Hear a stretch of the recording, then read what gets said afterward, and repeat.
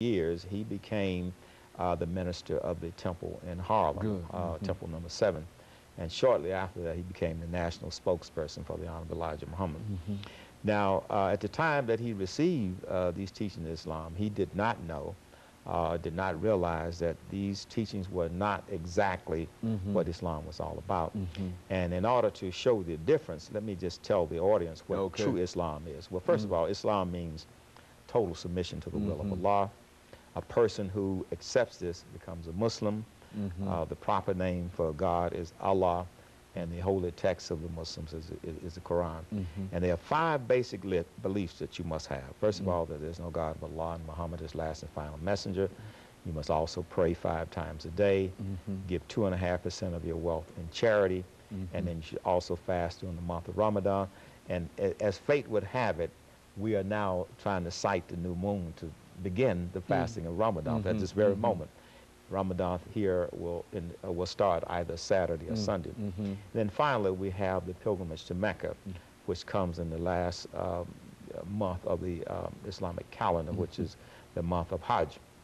And that was the thing that when Malcolm made the pilgrimage to Mecca, that would allowed him to see clearly the difference between the type of Islam he was taught and Islam that he eventually came to accept as true Islam or mainstream Islam.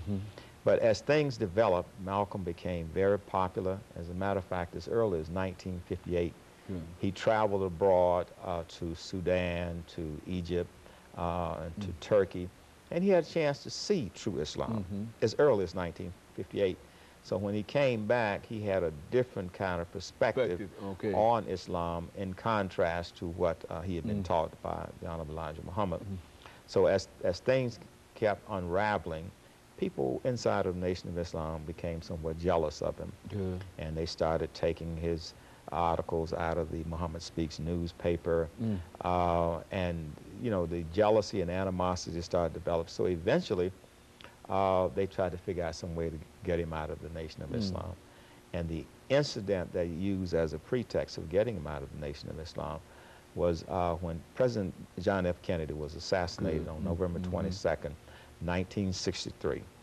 Elijah Muhammad sent an executive order for none of his ministers to say anything about the incident. So Malcolm, after giving a speech, inadvertently said that the assassination of Kennedy was a case of the chickens coming home to roost. And what did he want to say that? I remember that statement. I remember. He made that statement, and then initially he was suspended from the Nation of Islam for 90 days. But he eventually realized that he was not going to be admitted back into the Nation of Islam.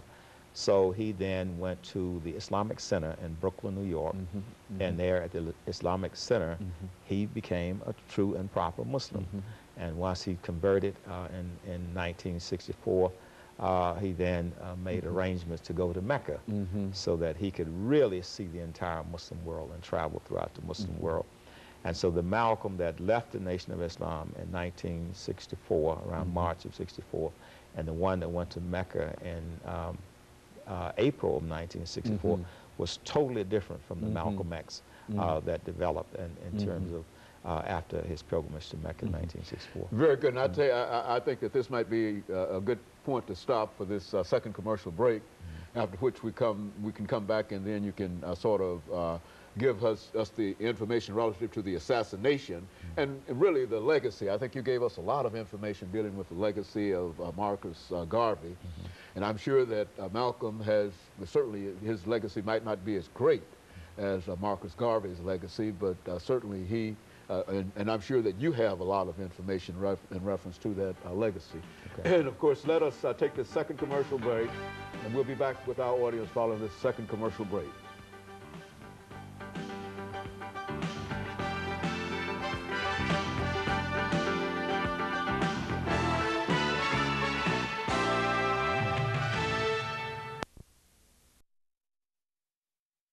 The chairperson